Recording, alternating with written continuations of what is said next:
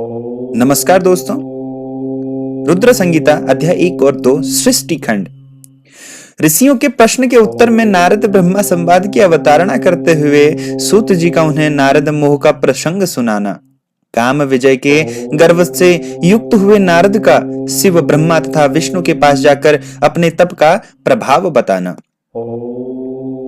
जो विश्व की उत्पत्ति, स्थिति और लय आदि के एकमात्र कारक हैं, जो गौरी गिरिराज कुमारी उमा के पति हैं, तत्वज्ञ हैं, जिनकी कीर्ति का कहीं अंत नहीं है, जो माया के आश्रय होकर भी उससे अत्यंत दूर हैं तथा जिनका स्वरूप अचिंत्य है, उन विमल बोध स्वरूप भगवान शिव को मैं प्रणाम करता हूं। मैं स्वभाव से ही उन अनादि शांत स्वरूप एकमात्र पुरुषोत्तम शिव की वंदना करता हूं, जो अपनी माया से इस संपूर्ण विश्व की सृष्टि करके आकाश की भांति इसके भीतर और बाहर भी स्थित हैं। जैसे लोहा चुंबक से आकृष्ट होकर उसके पास ही लटका रहता है, उसी प्रकार यह सारे जगत सदा सब और जिसके आसपास ही भ्रमण करते हैं, जिन्होंने अपने से इस प्रपंच को रचने की विधि बताई थी, जो सबके भीतर अंतर्यामी रूप से विराजमान हैं तथा जिनका अपना स्वरूप अत्यंत गूढ़ है, उन शिव की मैं सादर वंदना करता हूं।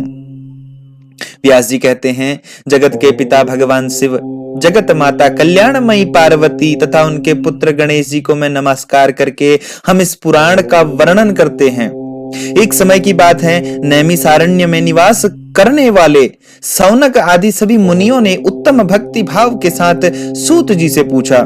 ऋषि बोले, महाभाग सूत जी, वेदेश्वर संहिता की जो साध्य साधन खंड नाम वाली शुभ एवं उत्तम कथा है, उसे हम लोगों ने सुन लिया।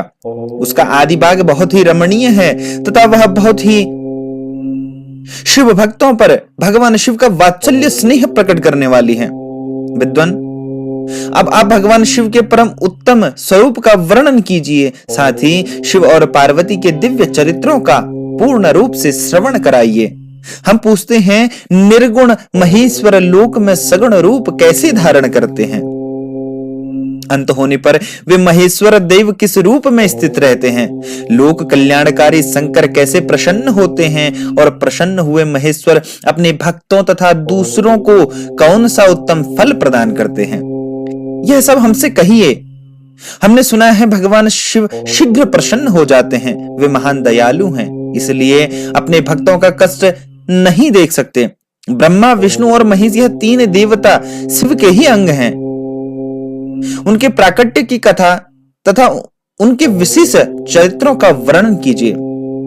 प्रभु, आप उमा के आविर्भाव और विवाह की कथा कहिए, विशेषतः उनके गृहस्थ धर्म का और अन्य लीलाओं का भी वर्णन कीजिए।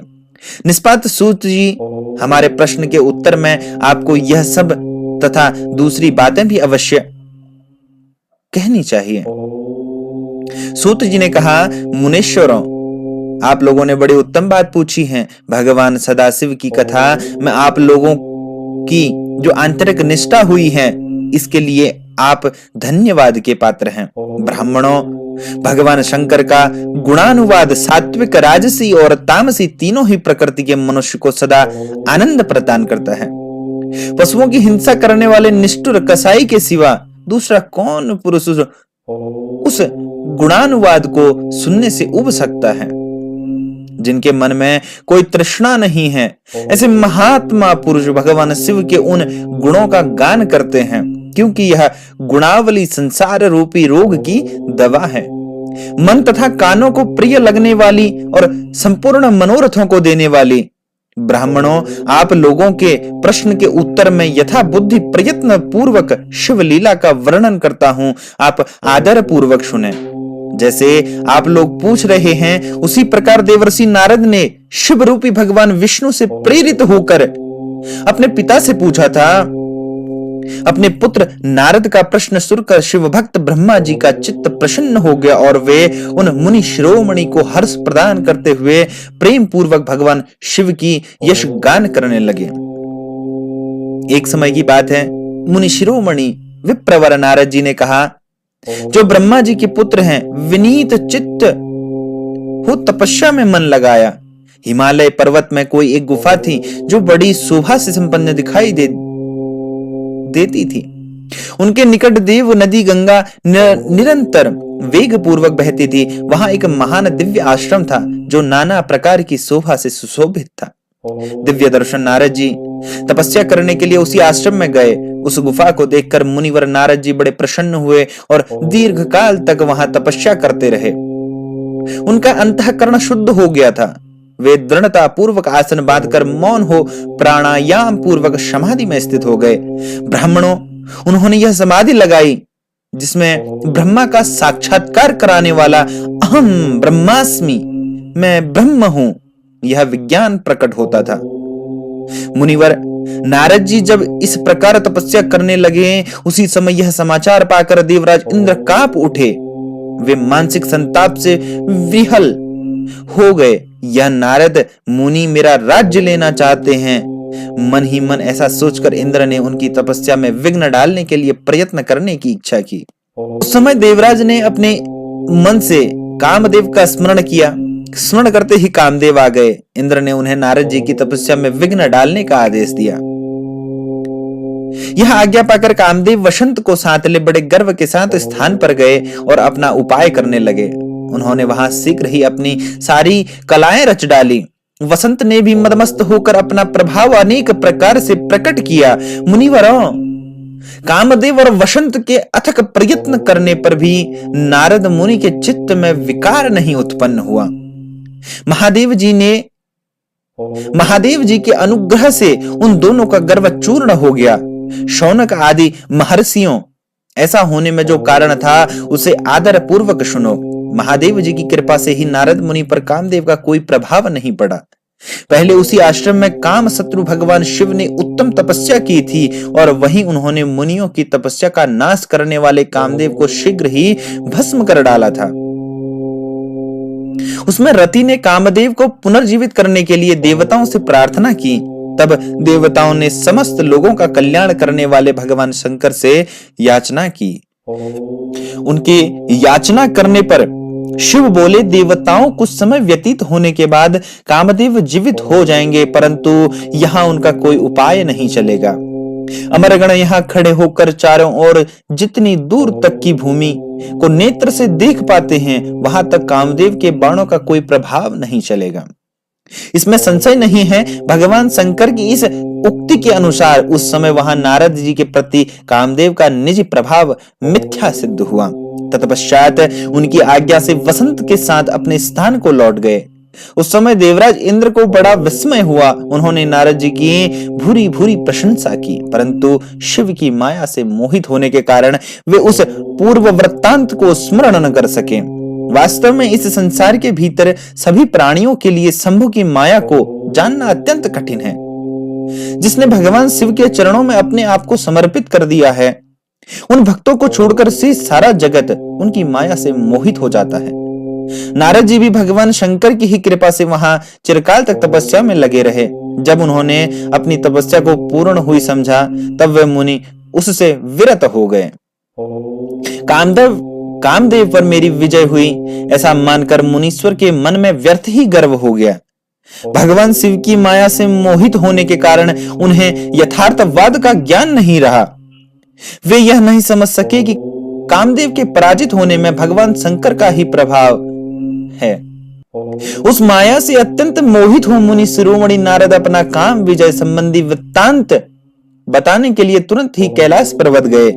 उस समय से वे विजय के मद से उन्मत्त हो रहे थे। वहां रुद्रदेव को नमस्कार करके गर्व से भरे हुए मुनि ने अपने आप को महात्मा मानकर तथा अपने ही प्रभाव से कामदेव पर अपनी विजय हुई समझ कर उनसे सारा वृत्तांत कह सुनाया।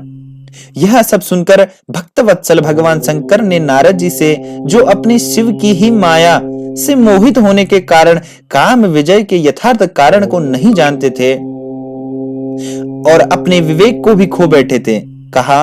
रुद्र बोले, तात तुम बड़े विद्वान हो, धन्यवाद के पात्र हो, परंतु मेरी यह बात ध्यान देकर सुनो। अब से फिर कभी ऐसी बात कहीं भी न कहना। विशेषतः भगवान विष्णु के सामने इसकी चर्चा कदापि न करना। तुमने मुझसे अपना जो वृत्तांत बताया है उसे पूछने पर भी दूसरों के सामने न कहना। यह सिद्धि संबंधी वृत्तांत सर्वदा गुप्त रखने योग्य है, इसे कभी किसी पर प्रकट नहीं करना चाहिए। तुम मुझे विशेष प्रिय हो, इसलिए अधिक जोर देकर मैं तुम्हें यह शिक्षा देता हूं और इसे न कहने की आज्ञा देता हूं, क्योंकि तुम भगवान विष्णु के भक्त हो और उनके भक्त होते हुए भी मेरे अत्यंत अनुगामी हो। इस प्रकार बहुत कुछ कह कर संसार की सृष्टि करने वाले भगवान रुद्र ने नारद जी को शिक्षा दी। अपने वृत्तांत को गुप्त रखने के लिए उन्हें समझाया बुझाया, परंतु वे शिव की माया से मोहित थे, इसलिए उन्होंने उनकी शिक्षा को अपने लिए हितकर नहीं माना। तदंतर मुनि शिरोमणि नारद ब्रह्मलोक में गए। वहां ब्रह्मा जी को नमस्कार करके उन्होंने कहा, पिताजी, मैंने अपने तपोवन से कामदेव को भी जीत लिया है। उनकी यह बात सुनकर ब्रह्मा जी ने भगवान शिव के चरणार बिंदुओं का चिंतन किया और सारा कारण जानकर अपने पुत्र को यह सब करने से मना किया। परंतु नारद जी शिव की माया से मोहित थे, अतः उनके चित्त में मद का अंकुर जम गया था, उनकी बुद्धि मरी गई थी। इसलिए नारद अपना सारा वृत्तांत भगवान विष्णु के सामने कहने के लिए वहां से शीघ्र ही विष्णु लोक में गए। नारद मुनि को आते देख भगवान विष्णु बड़े आदर से उठे और शीघ्र ही आगे बढ़कर उन्होंने मुनि को हृदय से लगा लिया। मुनि के आगमन इस कारण हेतु है, इसका उन्हें पहले ही पता था। नारद जी को अपने आसन पर बिठाकर भगवान शिव के चरणार बिंदुओं का चिंतन करके श्री हरि ने उनसे पूछा। भगवान विष्णु बोले, तात कहां से आते हो? यहां किस लिए तुम्हारा आगमन हुआ है? मुनिश्रेष्ठ, तुम धन्य हो, तुम्हारे शुभ आगमन से मैं पवित्र हो गया। भगवान विष्णु का यह वचन सुनकर गर्व से भरे हुए नारद मुनि ने मद से मोहित होकर अपना सारा वृत्तांत बड़े अभिमान के साथ कह सुनाया। नारद मुनि का वह अहंकार युक्त वचन सुनकर मन ही मन भगवान विष्णु ने उनकी काम विजय के यथार्थ कारण को पूर्ण रूप से जान लिया। तत्पश्चात श्री विष्णु बोले, मुनिश्रेष्ठ, तुम धन्य हो, तपस्या के तो भंडार ही हो, तुम्हारा हृदय भी बड़ा उद्धार है। मुने, जिसके भीतर भक्ति, ज्ञान और वैराग्य नहीं होती, उसी के मन में समस्त दुखों को देने वाले काम, मोह आदि विकार शीघ्र उत्पन्न होते हैं। तुम तो नैष्टिक ब्रह्मचारी हो और सदा ज्ञान वैराग्य से युक्त रहते हो, फिर तुम में काम विकार कैसे आ सकता है? तुम तो जन्म से ही निर्विकार हो तथा शुद्ध बुद्धि वाले हो। श्रीहरि की कही हुई ऐसी बहुत सी बातें सुनकर मुनि शिरोमणि नारद जोर जोर से हंसने लगे और मन ही मन भगवान को प्रणाम करके इस प्रकार बोले। नारद जी ने कहा, स्वामी, जब मुझ पर आपकी कृपा है तब बेचारा कामदेव अपना क्या प्रभाव दिखा सकता है? ऐसा कहकर भगवान के चरणों में मस्तक झुकाकर इच्छा अनुसार विचरने वाले नारद मुनि वहां से चले गए। दोस्तों, आज हमने शिव महापुराण रुद्र संगीता अध्याय 1 और 2 को सुना और इसमें आपने इस प्रसंग को सुना होगा। बहुत ही प्यारा प्रसंग है। दोस्तों, अगर आप लोगों को मेरी वीडियो पसंद आए तो हमारे YouTube चैनल को लाइक, शेयर और सब्सक्राइब करना ना भूलें। धन्यवाद।